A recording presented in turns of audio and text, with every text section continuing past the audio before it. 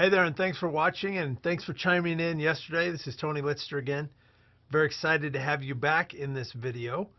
And last video we talked about the 4 steps of recovery, right? We talked about body, mind, spirit, and stress management, and how when we get our life in alignment with these natural laws from our body standpoint, our mental, our inner chatter, our inner conversation, the stillness within us, and our spiritual connection, if that's something that we desire, and habits of dealing with stress, when we do that, we can actually move forward in our recovery because we have less cravings.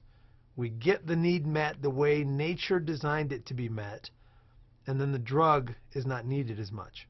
So we talked about that. In this video, we're going to talk about the myths and lies that keep people stuck and keep them from going down the road of recovery. Now, what is the real goal of recovery? It's not to, I think I talked about this on the last video I made. I had this ridiculous idea of recovery that it was, that if I could overcome this, I could get to this place where I never had a sexual feeling, and I never saw a woman and was turned on by her, and I never had a sexual fantasy, or I never had any cravings to look at porn or to masturbate or to have a sexual release of any kind. And with that expectation, I always failed, because that's not life. And so we want to talk about real recovery. So what is that? It's that you can get to a place where you quit looking at porn and you really feel good about yourself. You get to a place where you really accept and appreciate yourself. You actually get to a place where you reduce your cravings. I know that there's different tools out there where people talk about eliminate cravings, never have a craving again. And I listen to people tell stories like that, and I'm super skeptical, because pretty much whenever I get really out of balance, I experience cravings of one form or another. Sometimes it's, I had a long drive recently, and I had cravings for caffeine. And, there's just different. Sometimes I have a craving to eat chocolate, or a craving to escape from life. So cravings are a part of life. It's a signal that we get out of balance. But in this process I'm teaching you, you're going to reduce your cravings. So they're not like this noise that's always there in the background of your mind that's haunting you all the time. It's a thing that comes up periodically as a signal to you. And there's nothing wrong with it. Just part of life. It's part of being human, part of having a body, part of being, in this game of Earth School. And you're going to get to this place where we can reduce those. You're also going to find new ways to cope with life. And you'll learn to feel better. Because that's really the game, is better coping tools than porn. The challenge is porn is a really effective coping tool. It will shift your emotions so fast. It's predictable, right? Very predictably. You can have an adrenaline rush because it's kind of dangerous and forbidden. You can have the intensity of the experience. You can have arousal, which are really pleasant chemicals. We like to feel aroused. It's, it's part of being human. And you can have a sexual release, which is really pleasant. And then you'll feel like a piece of crap. It's very, very predictable. You'll look in the mirror and you'll go, oh man, I can't believe I did it again. Like, what is wrong with me? I said I would never do that again. And what if people knew about it? And all that shame crap comes in, right? Porn is very predictable like that. And that's why we go back to it when our emotions get really out of whack, because it'll shift our emotions quickly, but it will also leave us feeling down every single time. Consider this. If there was enough porn to satisfy you, you would be satisfied by now, right? Like, you've consumed enough. If you're saying I got a problem with this, you've consumed enough to know there's never enough. It's sort of like the food addict that looks at Thanksgiving dinner and says, oh, if I could eat all the food on the table, I'll finally be full. And they can gorge themselves, and in 3 hours, what's going to happen? They're going to be hungry again. Just the reality. And so you get to this place where you eliminate shame. And we're really wanting to take that sexual energy that we have, because that doesn't go away. There's a lot of creativity in that. There's nothing wrong with feeling sexual. But we want to learn to channel it in healthy ways, in ways that don't have negative consequences. And so, we'll still experience that. We just learn to channel it differently than acting out compulsively through porn and feeling bad. And learning to find stillness within. Learning to have that inner peace and the self-acceptance of loving and accepting ourselves that comes from going through this journey. That's what real recovery is about. Now, do we stay there all the time? Come on. No. It's life. Sometimes there's storms, and sometimes it's sunny, and sometimes it's light, and sometimes it's dark. That's part of the journey. We just keep figuring out how to get back on that path. It's sort of like the process of life, right? Life teaches us something. Every day we wake up, and then we grow tired, we grow weary, and we go back to sleep. And then we wake up, and we grow weary, we go back to sleep, right? So in this process of recovery, we wake up, we have these big aha moments, and then sometimes we get out of balance, and we go back to sleep, we go back into pattern. And then we don't like the darkness anymore, and so then we wake up again, right? That's the process. It's the journey. It's a real life, real recovery. Now, I know from my own personal experience that I went along on this process, and one of the big problems was that I really only focused my recovery efforts during the moments of temptation. So I would get to the point where I was so exhausted and so, overloaded with work and with responsibilities and things I was taking on, and so beat down with shame and with guilt, and thinking I wasn't good enough, and thinking that, that if people knew me, they wouldn't love me, and taking on all these things, trying to, be some kind of superhero and get some validation that I was finally enough. I was going along in life like that, and I'd get really out of balance and really tired, and all of a sudden, boom, that switch would flip, and I'd have cravings that were insane. And it was almost like I couldn't stop myself. I'd act out in some way compulsively. And then afterwards felt awful. It's like, man, what's wrong with me? Like, why can't I seem to change this? It's so much shame. And then I always felt really bad. And the challenge was my focus in recovery, I didn't realize I was setting myself up for every relapse that I had. It was like the perfect recipe for relapse, and I would do it every single time. I'd set myself right up, and then my brain would kick on cravings, because my brain would go, this guy's out of balance, man. We got to get things back in order. And it would do that, and boom, cravings would kick on. I'd act out compulsively, and then I'd feel like crap. And in this journey of years of doing that, and really getting down on myself and saying, man, I don't know if I can ever change this. I've tried so many things. Can I ever get to a place of changing it? And I tried techniques. Now, I'm going to teach you tools in this process to shift your cravings. The challenge is, tools are not the solution. The solution are the 4 steps I told you. It's lifestyle change. Body, mind, spirit, stress management habits. That's the solution. It's not some technique or some tool. The tools are useful in the moment of temptation. The tools are useful to shift your cravings. But that's not the solution. So we need to approach this. As I started doing this in my own life, I started one by one learning each of these different steps. And it was years of learning this for me.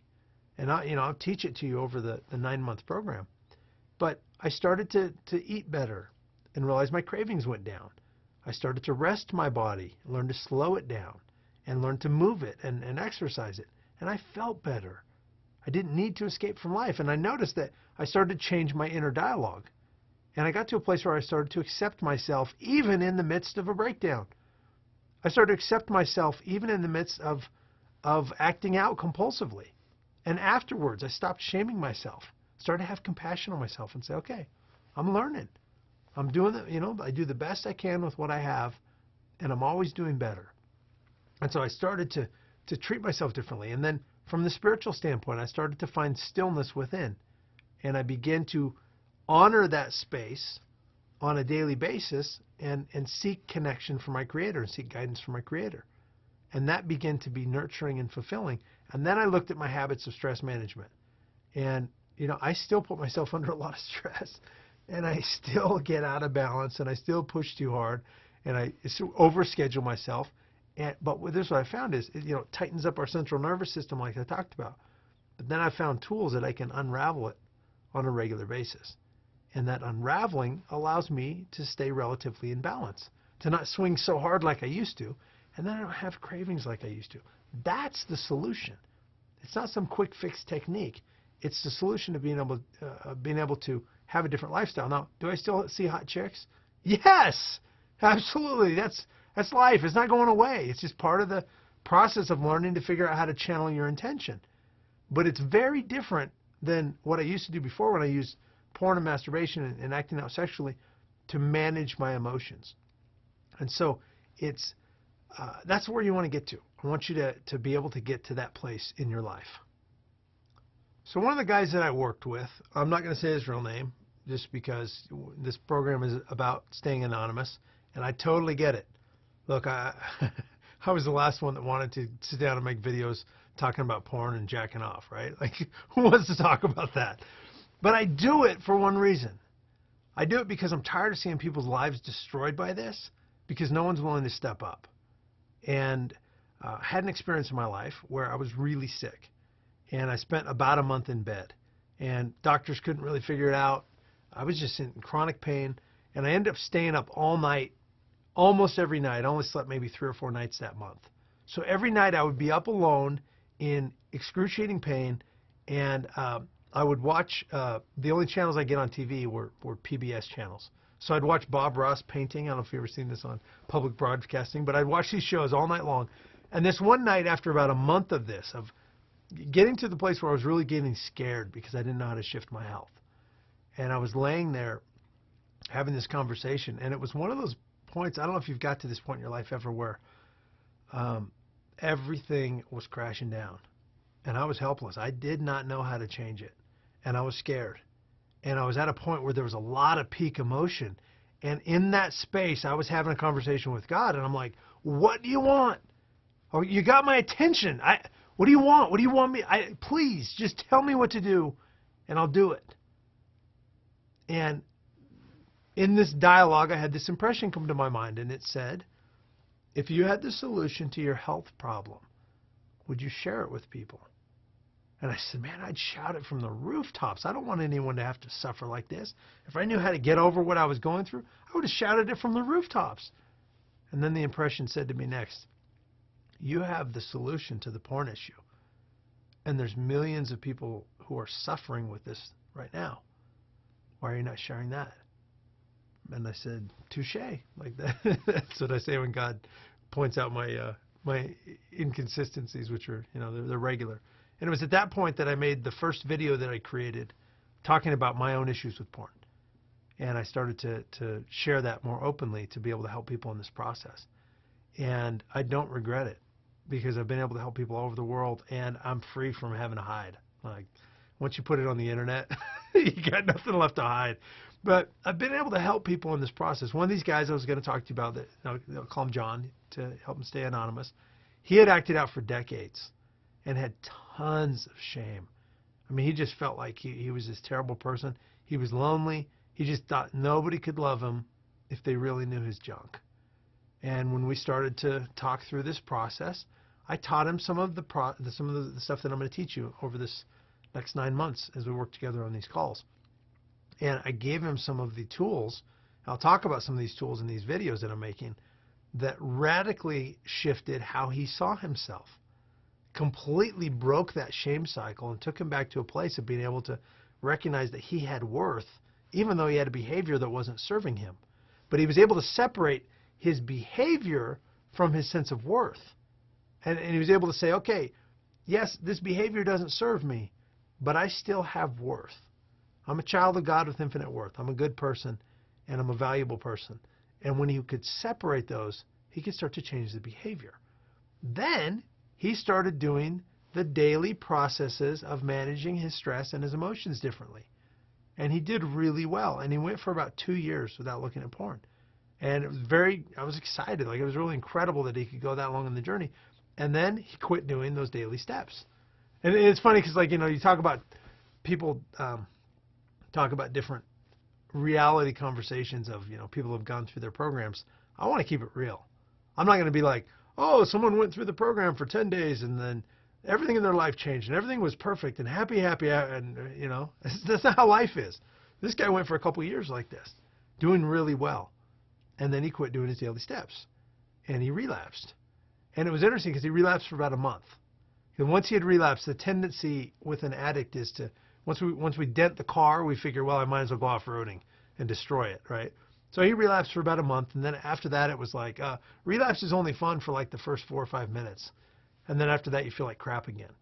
And so he did that, and he became transparent and became accountable, and he started doing the steps again to use different coping tools to deal with life. Got back on track, and he's been on track since. He's been doing very well. And so this is what is available in this program, is that we just start this journey. It's going to be unique and individual to you. I don't know what the sequence of your process will be. Obviously, we try to get into a program and not look at porn anymore. And some people relapse, some people don't. Some people do fine from that point. They don't look anymore. It's not an excuse to say, oh, I'm just going to, well, everybody relapses. I'm going to relapse a little bit. You can kid yourself. You can BS yourself that way. But the reality is you got to keep your focus on doing those daily steps to be able to get to this place where you don't have porn in your life anymore. That's where we want to get you to. Now, here's the myths, some of the top myths that people believe and that they'll tell you that will keep you stuck in this addiction. Now, just as sort of an overall note, I don't want you to believe anything that I say. Please don't believe anything that I tell you unless you test it for yourself. And then you get to see if it works for you. If what I say doesn't work, feel absolutely free to throw it all out and go back to what your beliefs were before, or find some better beliefs. I don't claim to be the expert on all things. I simply share what's worked in my life, what's worked in the thousands of people that I've worked with, and show what I've seen and what I've heard. That's all I can share with you. And so in this process, there's some myths that come up, and some of these myths are well-meaning people that try to help people recover. I see a lot of people that don't have an addiction to this, that really don't understand this, and they try to come up with ideas and processes of what works for them, but they don't have an addiction to it. And so it ends up being kind of useless. So one of the ideas is this, and I've seen this sort of promoted in other programs that I've seen and from different people, is that recovery means that you'll never be tempted sexually again, and that you'll never be horny again. That somehow, if you get to this place of perfection, or there's different spiritual ideas that I've heard people say, which I don't buy into, where they're like, a true spiritual man is never tempted and never has a desire to go to evil. Well, maybe I'm just not spiritual, but I've had spiritual experiences. I've had like really amazing experiences where I felt a connection with a creator, life-changing experiences. And I've also then after that felt horny, and I felt tempted, and I've relapsed. So there's this ridiculous idea that you're going to get to this place that doesn't resemble at all being human. I don't think that place exists. I think you're still going to be human, and you're still going to have a lot of the emotions and a lot of the beliefs and all that kind of stuff you had before. And so when we can approach recovery from reality, that recovery is a human process, not some robotic process or some mystical, dreamy place where you live in such perfect inner peace or perfect spiritual connection that you're no longer human. I don't know. Even Jesus, like for the people that are Christian, he was off in the desert for 40 days doing a fast, and he came back and he was tempted. And if it wasn't a temptation, I don't think the Bible would have listed it as a temptation. He got tempted with power and wealth and fame and all these different things that we're all tempted with. So being tempted is part of life. It's part of recovery. So that's the first myth. The next myth, which I see all the time, and it's generally what happens when someone has an addiction is they'll swap their addiction for another addiction. I used to go to AA meetings with a friend of mine, and we'd sit in the AA meetings, and they would pound like 50 cups of coffee and smoke like 3 packs of cigarettes while they're sitting there because they weren't drinking their alcohol. And so there's this idea. I don't think that's recovery either. I want to acknowledge them for being in the program, being in the 12 steps and working through that. That's great. But I don't think that's the kind of recovery that I'm talking about. The myth is this, that I can stay out of balance. I can keep all my indulgences and all my imbalance and quit porn. I got a guy I've been working with, very good friend. I'm his accountability partner. He's my accountability partner. So at the different points, we call each other if we're tempted or whatever. And he's on the road a lot, drives a lot, and eats at fast food. I talk to him 3-4 times a week. He eats at fast food joints. He's probably watching this. He's like, You little bastard. Told that story. I tell him this, though. The guy eats at fast food joints like 5-6 days a week, sometimes twice a day. And I listen to him because I'll be on the phone. And he's like, oh, yeah, let's see. Give me a number 5 with cheese and double size that. And give me the extra big fries. And I'll have the 52 ounce or 75 ounce Coke or whatever it is, soda. And I tell him, I'm like, bro, you're not going to get over this if you keep filling your mouth, your body full of that crap. You think you can keep your imbalance. You think you can work yourself like crazy and keep your imbalance and get over the addiction. And it doesn't work that way. And so that's the second myth is you got to choose. You want to keep your imbalance? Great. You're going to have some addictions to offset it because it's the only way your brain can cope with what you're throwing at it. And so you got to kind of choose between this. Do I want to overcome this or do I want to keep my pet imbalances? The next myth that I want to talk about is the myth of that I can just quit this porn issue by only focusing on the moment of temptation. That's the biggest question people give me. They're like, okay, all right, dude, listen, I listened to your call. I get you talked about the affirmations program, and I get that you talked about shifting your beliefs, and I get you gave me these tools. But, dude, what do I do in that moment when I'm in front of the computer and it's just like, I see the image and all of a sudden my heart starts beating really fast and I start going crazy and I'm like, no, don't do it. Yeah, but I want to do it, and I give in. What do I do during that moment? That's what everybody wants to know. The challenge is the reason this is so hard to quit is because the only time we focus on it is in that moment. We're sitting in a hotel room and something comes on TV that's got nudity on it. And we go, well, what do I do in that moment? Well, you got to work on this ahead of that moment. You got to work on this for days and weeks ahead of that moment to deal with it. One of the things that this has just been an issue I've dealt with when I get really out of balance or really tired, I've been working too much stress, I'll get canker sores in my mouth. And it's funny because I'll notice it coming on for 3, 4, 5 days and I don't do anything about it. It doesn't hurt. I'll kind of notice it. Maybe I bit my lip or something. I kind of feel that there's a little thing going on. And then all of a sudden it gets bad. And it hurts. And I talk for a living. And so I'll be talking and my teeth are rubbing on it. And I'm like, oh, it hurts so bad. I'll try to eat food. And I'll be like, I'd just rather not eat because it hurts too much.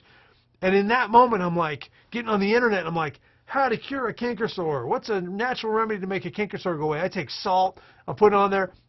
I take powdered alum, which they use to make pickles. And I'll put that on there to pickle it, and I'll buy all kinds of goop and put it in my mouth. I'll do anything in that moment to make the canker sore go away because it hurts. The problem is this. The way to make it go away for me is I get 2 really good nights sleep in a row and it just goes away. So it doesn't go away instantly. And if I only focus on this in the moment that it's a big issue, then I'm just going to have it keep happening. What I should have done is when I started noticing it coming on, I should have changed my schedule and slept in the next day or gone to sleep earlier the next day, and my body would have just taken care of itself. So if you think you can overcome this by only focusing on that moment when you're tempted in front of the computer or wherever your outlet is, it's not going to work. It's a myth. The way you take care of this is you have habits so that days and days and days and days before that moment in front of the computer, you've been addressing your body, mind, spirit, and stress management habits, right? That's how we overcome this and focus on that. Last myth we're going to talk about is a biggie. If I could just get enough sex, or if I could just get the right kind of sex, then my life would be perfect, right? Tell me you haven't said this before. Oh, yeah. You ask people this question around sex and money. How much sex do you need in your life? What's the answer? Always. Doesn't matter. More. Right? And the same with how much money do you need? More than I have right now. Doesn't matter if you have a lot. More is the answer. If you have a little, more is the answer. Same thing with sex. So we have this emotional illusion that's very convincing that says, man, if I could just have enough sex, then my life would be perfect. If I could just have the right kind of sex, my life would be perfect. And it doesn't work that way because you're using sex as a drug. Now, sex used in the way that nature designed it can be very satisfying, but it will not fill you, and it will not make all of your trouble go away forevermore. It's like that food addict I talked about that sits down at Thanksgiving dinner and says, oh man, if I could eat all this food, I'll finally be full. No, it doesn't work that way. See, sex triggers these chemicals in our body and our brain that make us feel really, really good. That's why we keep going back to it. It's the way that we keep guaranteeing that there's going to be more humans on the planet. It's a very convincing emotion. And you think about that period of time after a sexual release when we feel like life is completely perfect, right? That's kind of the high. You know, you hear addicts say, when you're high, you never want to come down, right? So in that place of high, we just want to stay there. And we always want to be there. But then we have to come off of it because our brain can't sustain that level of chemical experience. What happens is our brain actually becomes numb to the chemicals. It's kind of like on our hands. If we work out in the garden, the first day we go out there, we work outside, our hands are real sensitive. But about 3 or 4 days into that, what happens? We start to get calluses, right? We get these calluses on our skin that make us less sensitive to the things we're touching. Same thing with the chemicals in our brain. When we experience this rush of these euphoric chemicals, the first time, there's all these chemical receptors in our brain, and we experience this euphoric high. But because if we kept feeling these emotions at that level repeatedly, we would actually die. And I'll explain that from a brain study that they did. But so what happens is the brain begins to hide some of these receptors, and it becomes numb. It begins to be almost calloused. And so then when we experience the chemicals again, the experience isn't as intense. That's why porn has become less and less satisfying the more you've indulged in it. It's because your brain is going to continue to become less sensitive to it. You can never get enough sex to make you happy. There is not enough. The right kind of sex will never make you happy. It's an illusion. It's an addiction in your brain. They did this brain study, and they wired up these rats where they ran a wire into the pleasure center of their brain. And these rats could go and they could run through a maze, and then they would do whatever they wanted them to do. And when they'd hit the button, it would fire this little thing in the pleasure center of their brain and cause their brain to release the chemicals. Same thing that porn does. Dopamine, serotonin, adrenaline, norepinephrine, all these feel-good chemicals, the endorphins. And the rats would get faster and faster and faster at getting that reward. It was a pleasant reward. And so what they found is then in the study they just made the button available to the rat, and the rat would sit and it would push the button repeatedly over and over and over and over and over. It would become antisocial. It would become aggressive. It would stop interacting with any of the other rats. It would stop eating, and it would die. And when I heard that story, I'm like, holy crap. That sounds just like some guy with, on the internet, girl on the internet clicking on porn. They have figured out how to access the pleasure center of the brain. Click the mouse, pleasure center. Click the mouse, pleasure center. We don't eat, we don't drink, we don't sleep, we don't take care of ourselves, we become antisocial. And if we could keep pushing that button, we would just do it until we died. So this illusion that you can ever get enough sex is this mirage that will evade you forever.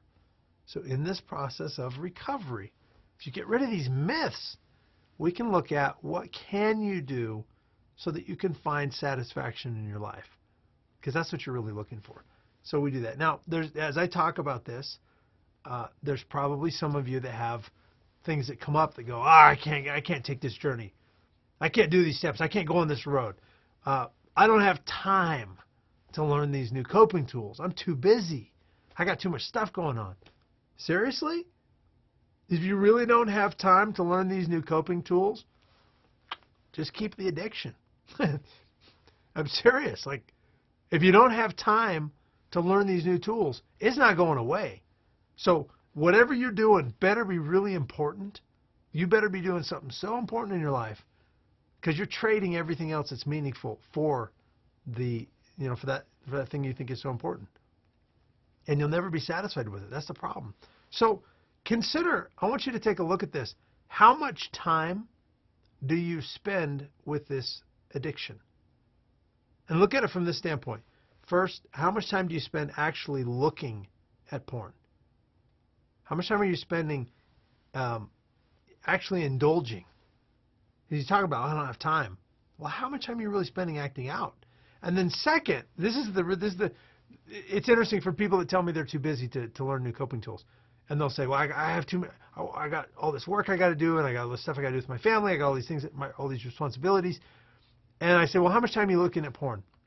It's not much at all. It's only like 10, 15 minutes a day.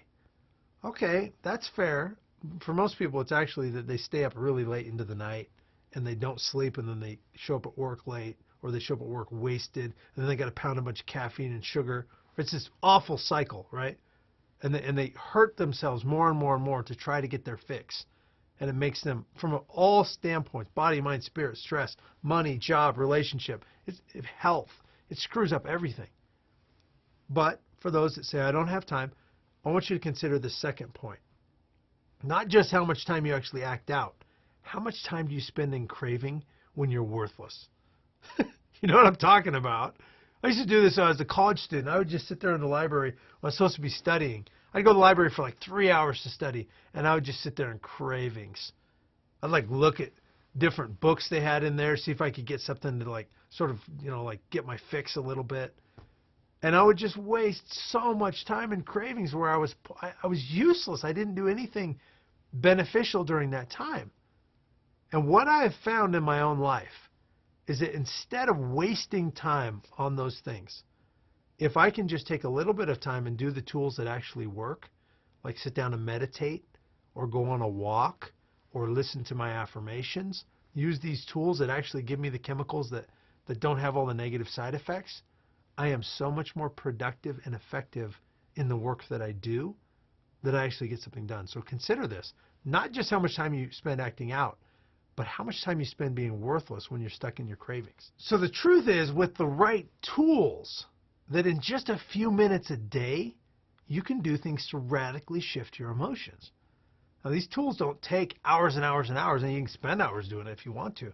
I'm pretty busy. I don't have hours and hours and hours to do this stuff. I have little windows of time that I can get in and do these little tools. I can get up a little bit early. I'm not going to get up real early. I like my sleep. So I want tools that I can use that actually work within my life. But what I found is if I focus my time on using these tools, I'm going to teach you in this process. Some of those are listening to the affirmations. I'll talk a little bit more about that in another video that I make. But creating tools that radically shift what's going on the inside and shift your focus. And just spending a few minutes a day on these can really create profound differences in your life. If you can do this and you trade the acting out for self-nurture, then it becomes a new habit that you just take care of yourself instead of acting out. And the acting out becomes way less appealing. That's what we want to do in this process of recovery. So when you do this, you become way more productive in your life because you're not trying to escape all the time. And, most of the tools I'm going to teach you, they take like 15 to 20 minutes, and you can do them almost anywhere. And so wherever you are, whatever you're experiencing, you can begin to go into that. Now, I want you to take a look at the end of this video. Got a little action item for you. I want you to keep track of how much time you have spent, and you do spend, in, number one, acting out. That means actually looking at porn, masturbating, acting out sexually on some level. How much time are you spending on a weekly basis, a monthly basis, a daily basis, if that applies? And then I want you to look at how much time you spend in cravings. How much are the cravings distracting what you're doing in your life, and how much time you're spending there? And then the other one I want you to look at is how much time you're spending wasting time to unwind. Now, this is in things that are not porn, but things that we do to waste time to unwind. For example, as I was getting ready to shoot this video, I started getting on some news sites and reading news articles, and I click on the next news article, and I click on the next news article. And it was funny because my wife was in the room, and she was doing something, and she saw me, and initially she thought I was actually working.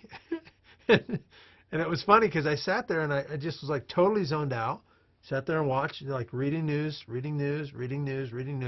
and an entire hour had gone by. And she was like, "You getting stuff done?" I'm like, "No, not really. I just read a lot of news. It didn't really enrich my life." But it was because I had gotten stressed out, and rather than doing a positive thing, rather than spending 15 minutes meditating and coming back fresh, I blew an hour, and I was not any more fresh. I was actually more tired than when I began. So I want you to keep track of that one as well. So how much time you're spending acting out with porn or some sort of sexual compulsive behavior, how much time you're spending in craving, and how much time you're spending wasting time trying to unwind from the things that you're doing. Now, I want to offer you at the end of this video a free gift.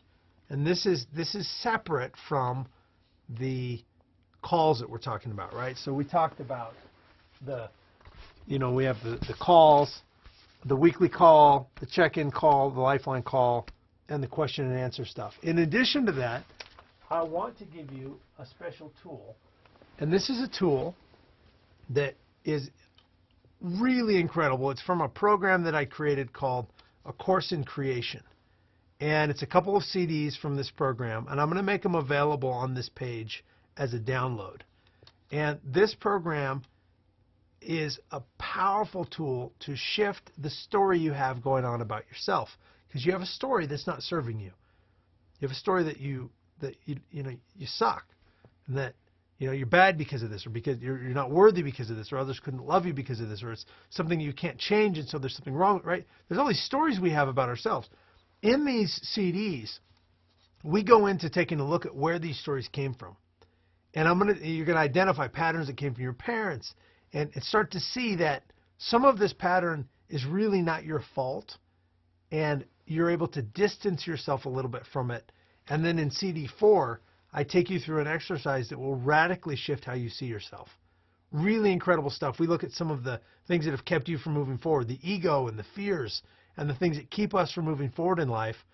And so this is a really good tool to begin this process of shifting these beliefs, as we've talked about in these videos. So I want to invite you to download these as a free gift that I wanted to give you so you can experience this as we move forward. So take a look at like I said, the action item is keeping track of how much time you spend acting out in cravings and wasting time.